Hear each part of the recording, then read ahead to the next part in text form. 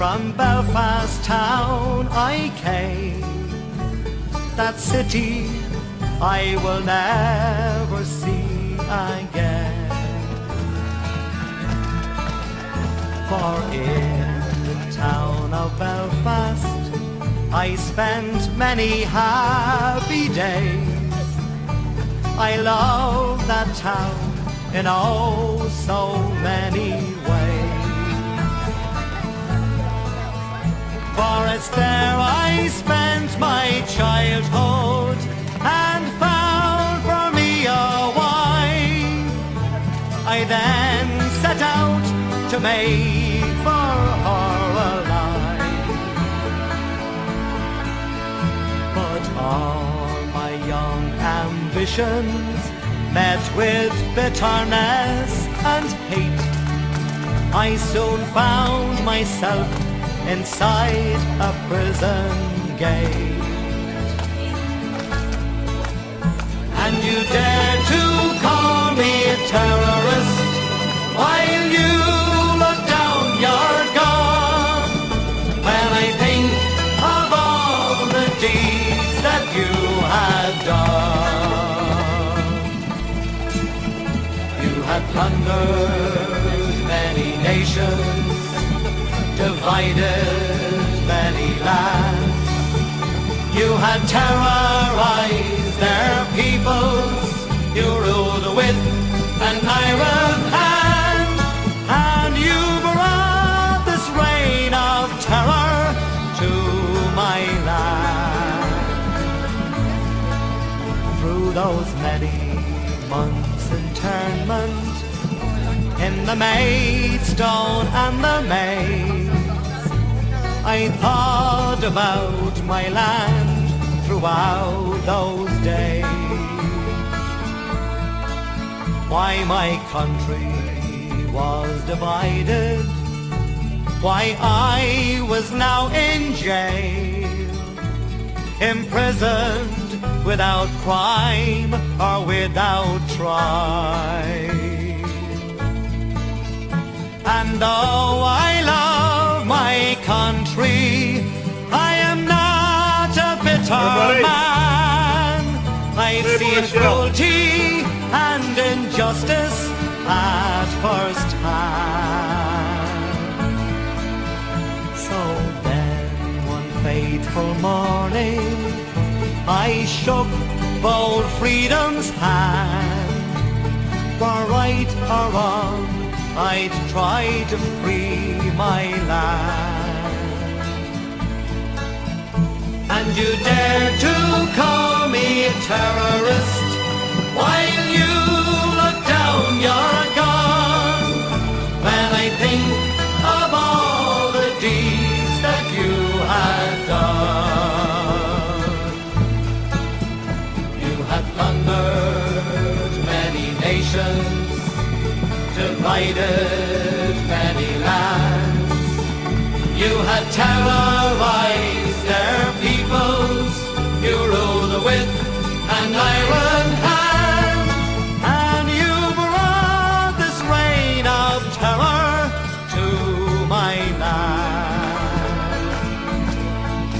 Then one cold October's morning, trapped in a lion's den, I found myself imprisoned once again. I was committed to the H-blocks for 14 years or more. On the blanket, the conditions, they were poor. Then a hunger strike we did commence for the dignity of man. But it seemed to me that no one gave a damn. But now I am a saddened man. I've watched my comrades die. If only people cared or wondered why. And And you dare to call me a terrorist while you look down your gun. When I think of all the deeds that you have done,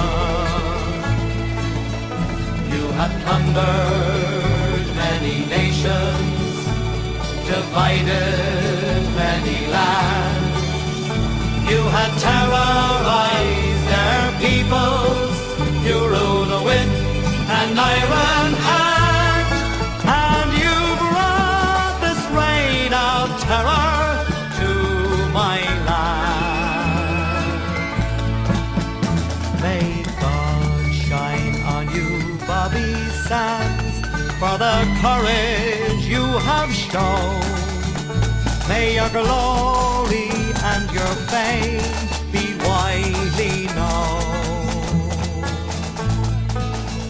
And Francis Hughes and Ray McCreesh, who died unselfishly, and Patsy O'Hara, and the next in line is me. And those who lie behind me, may your courage be the same. And I pray to God my life is not in vain. Ah, but sad and bitter was the year of 1981. For everything I've lost and nothing's won.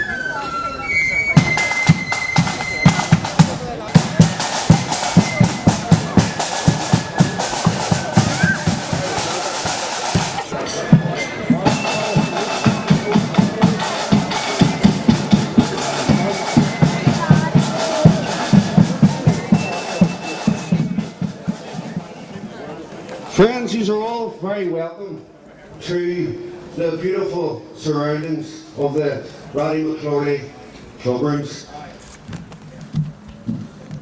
This is the annual Joe McDonnell Commemoration, but of course today is a special occasion because we're marking the 30th anniversary. Anyone who was at last evening's function could not have helped but be moved by the fitting words spoken by his friend Bobby last night. Give us a real insight into who Joe was and what Joe was all about.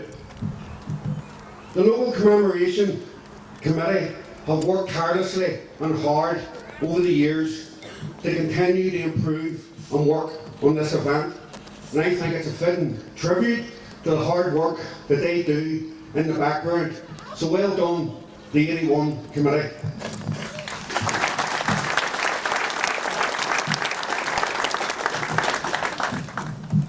The last few days have meant different things to everyone, but I think it's clear that we have a collective responsibility to teach and to pass on, especially to our young ones, just what that period was all about and the impact it had, the tragedy of it all and the spirit of it all. It's important that collectively we engage with our young people and engage with them with information regarding the history of the conflict over many, many years. I think that's important, and it's a fitting tribute, I think, that when we have local commemoration committees that work away in the background trying to achieve just that.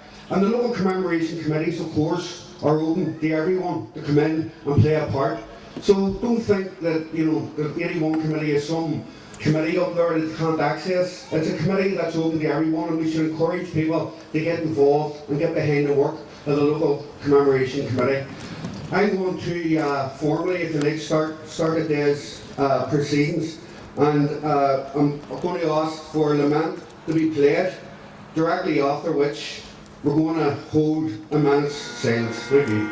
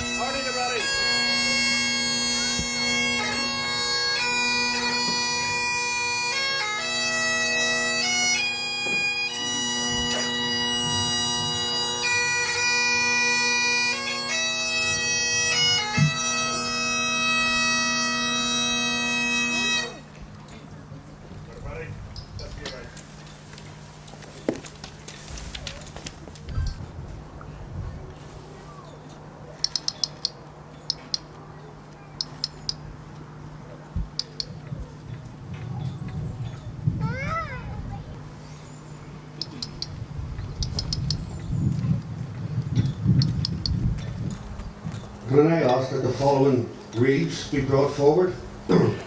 Lenadoon Republican Movement.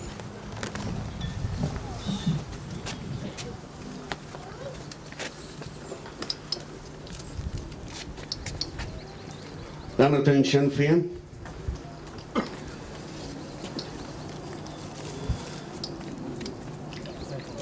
Belfast Brigade. Lily Fitzsimmons, Lena Wreath, on behalf of the Roddies.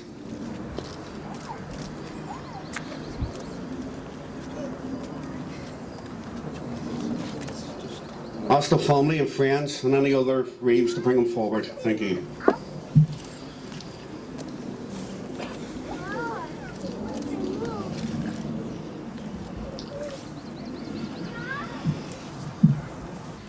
I do Dallas and Dawn event showing you a couple of breaker for a comrade Joe McDonnell. There's a process on Shaysha Earn. I was thought to go out and down our town shop. It was all very, very welcome, and especially the family members of Joe McDonnell. And I'm very honoured to be asked to say a few words, especially on the 30th anniversary of his death.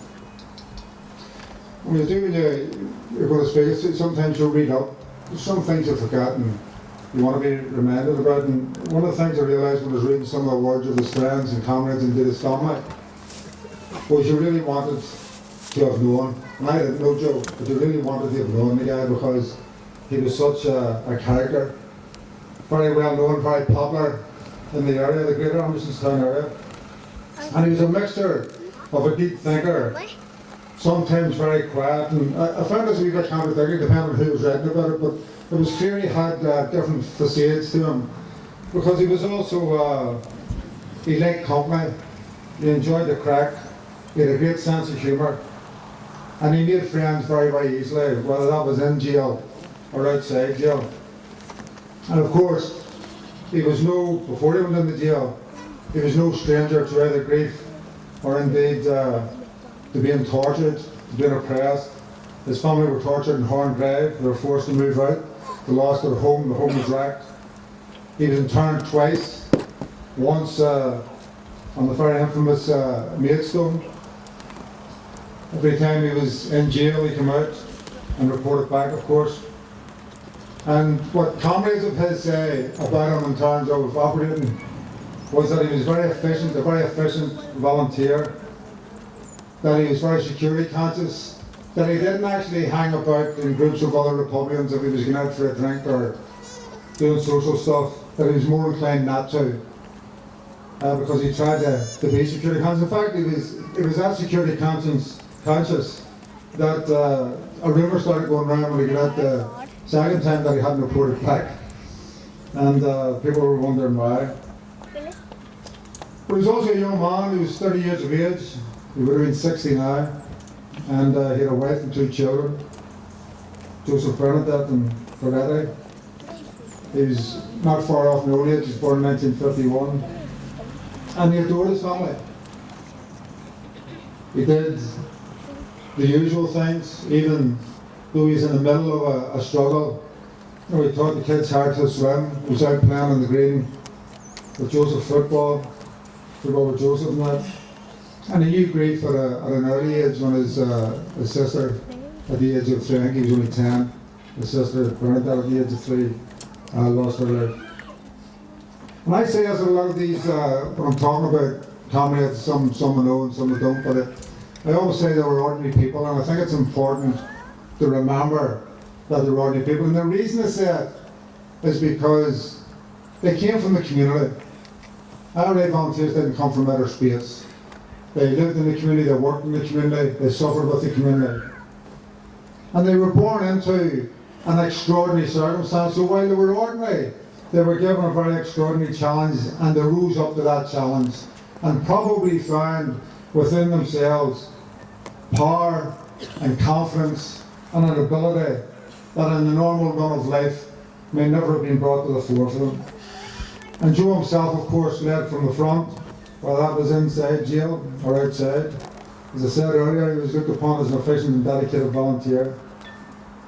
And of course, when he went in, like Kieran Nugent, he just refused to wear the convict's uniform and didn't in fact get any visits for the whole period from 77 until he was in hunger strike, seeing his family. And he was also well known for writing out every day, and there's 2 or 3 people I know. Liam McCartney from Derry was pissed off because he was never able to get out into a visit without having a chat to his family and getting one back in, and others were the same. And he volunteered for the hunger strike, and I think he's quoted as saying himself, you know, that he had everything to live for. And yet, when he saw what had happened in the jail, what happened in the first hunger strike, he volunteered. And he did it because he knew that it wasn't just the issue of jail. He knew that what was happening was that he and his comrades and others in Armagh and the H blocks, that the British had decided to try and break the struggle by trying to break those, and trying to break the comrades in jail by taking them one at a time. That's why the H blocks was built. That's why they made the cells instead of the long place camp, to try and break them one at a time. And of course what the British didn't know, and what Joe and others knew, was that in one single person able to say no, that's all it took to defeat the British in their attempt to break the struggle. And it's no surprise that his very close friend and one of the guys that he got arrested with, Bobby Sands, picked him to replace himself when he would die. And Bobby was victorious in becoming an MP. Joe himself ran in Sligo Leitrim. It was just interesting to see in the recent elections down there that Michael Culreevy, who actually joined Sinn Fein in 1979 and was very instrumental in involvement in the campaign to get Joe elected there, has just been elected this year on the 30th anniversary in Sligo Leitrim. So you can see with Bobby, with Kieran Dockley and Paddy Agnew, the potential during that period of being involved in elections. And if you look from there to now, where we have 14 TDs, an MEP, 29 MLAs, with 3 senators, 5 MPs, Representative Rivers and the Gael factor, how that has matured through that time. But again, another thing was the hunger strikers led. But 30 years ago, the hunger strike was a crucial part of the struggle. It wasn't planned that way. Maybe nobody ever foreseen it going that way. But once the challenge was thrown down to people in prison, in jail, that the struggle is sitting on your shoulders, then people like Joe came forward to do that willingly. And of course, he did pay the supreme sacrifice. And it was an international phenomenon. Since it's not the end, I'll tell you a wee side story. And forgive me for dropping names here, but I met Fidel Castro, I think it was about 1997. And as it turned out, it was his birthday. I wasn't actually at his birthday, but I was invited in by the party over there. And the place was crowded, and he was going through, there's a lot of ambassadors and all the rest of it, and I had the thing around me saying, "Oh, Yolanda." And he came over, and I thought it was just he's going to shake my hand and then move on. But he took my hand and he noticed the thing, the interpreter's with him, he noticed the Yolanda, and he held on to that. So I said, "How you doing, comrade?" And then I didn't know what to say because I wasn't expecting to say anything. So I said, "President Gerry Adams sends his regards." He says, "Oh, that's good," he says, and then he still held on my hand, so I had to say something. So I said, "Look, I'm an ex-prisoner, and I never thought I'd ever meet you. But what I want to say to you is you were the only world leader during the period of the hunger strike who stood out publicly and defended and praised the hunger strikers in Ireland." And he went into it was quite an emotional thing. He went into the whole thing which has been translated to me automatically, which was that he remembered, they were talking about Bobby Sands and the others, he remembered where it was, where he was when he spoke, that they were heroes of the revolution and all of that. So, and the reason I tell you that story besides wanting to boast, was the hunger strike was the thing which broke through all the propaganda, all of it. Because no matter how many millions and tens of millions that were spent in America or in Europe or anywhere else, the Brits were spent to try and dampen down, to tell lies, to say that people were criminals, there was simple questions being asked by people throughout the world. That was the time when we were able to get the truth through. And the simple question was, why would a young man or a woman with family put their lives at risk in a hunger strike if they were just criminals? And that question, so easily answered if you once got the question asked, was the power of the hunger strike in terms of this struggle, especially in international terms. It broke the wall of propaganda. Joe died after 61 days, and as always, we lose our best in struggle because they are the people who lead from the front. And I say this all the time at commemorations, so let me say it again. I don't know what Joe's thoughts would be today. And I don't think anybody does. But what I can say is this, after Joe died, the people who remained, the people, for instance, who were arrested with him, the others in the blocks, people outside, what their duty was to take up the mantle of Joe and to continue on that struggle to the best of their ability, whatever phase of the struggle they happened to be in. And it wasn't 1916 and it wasn't 1969, it was 1981, and in 1981, Republicans fought the struggle as best they could in 1981. And then in 1991 or 2000, they did the same, and we're still doing it to this day. So our duty to those who died is to carry on the struggle, but to carry it on in 2011, not pretend that it's 1916 or 70 or 1980 or anything else. And there's lots of things you'd say about Joe and his comrades. He was one of our heroes, not just in death, but in life also, while he was alive. And of course, people have personal memories, and I was listening to Bob last night, who knew him well, and giving a bit of the crack and all of that, and people will talk about this later.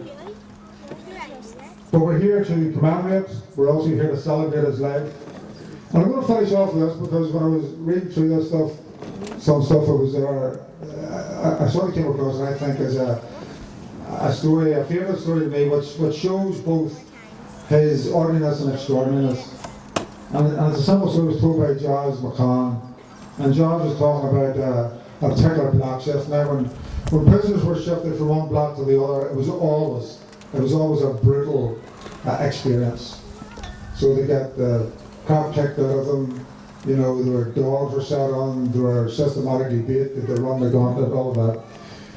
And when they ended up getting to the other block or the other wing, you know, after a bad beating, and no matter what way you're looking at it, no matter how brave you are, you're licking your wounds, you're in, and maybe you felt like going into the corner and putting up and, you know, crying or whatever. But they were all sitting there, it was dead silent, as it normally was after everybody had been, and they put them into the other cells. And Joe McDonnell came up to the cell door, and he shouted out, top of his voice, "You know, boys, there's going to be bad days for these good ones." And the whole place just erupted into laughter, and that was the whole thing lifted. And I think that for me says it all. You want to know what Republican spirit is? That's what Republican spirit is. For me, America.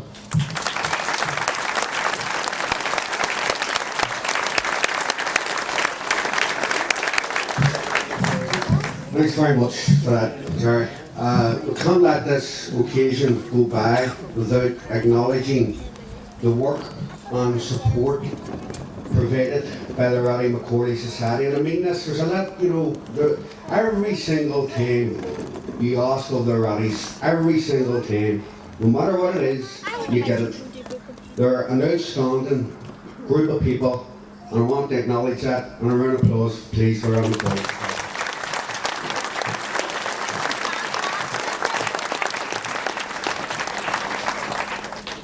Folks, I'm going to end off on that note, and I was thinking coming up, you know, what way we should finish this, and obviously the most proper and fitting way to finish an occasion like this is to use the words of Bobby Sands. I'm sure everybody here at some time has read The Rhythm of Time. It's absolutely an amazing poem. It's a piece of art in its own right. And if you take the first couple of words at the start and the last few words at the end, in my view, it sums it up. There's an inner thing in everyone. Do you know this thing, my friend? It has withstood the blows of 1,000,000 years and will so to the end. It lights the dark of my prison cell and it thunders forth its might. It is the undauntable thought, my friend, that thought that says I'm right.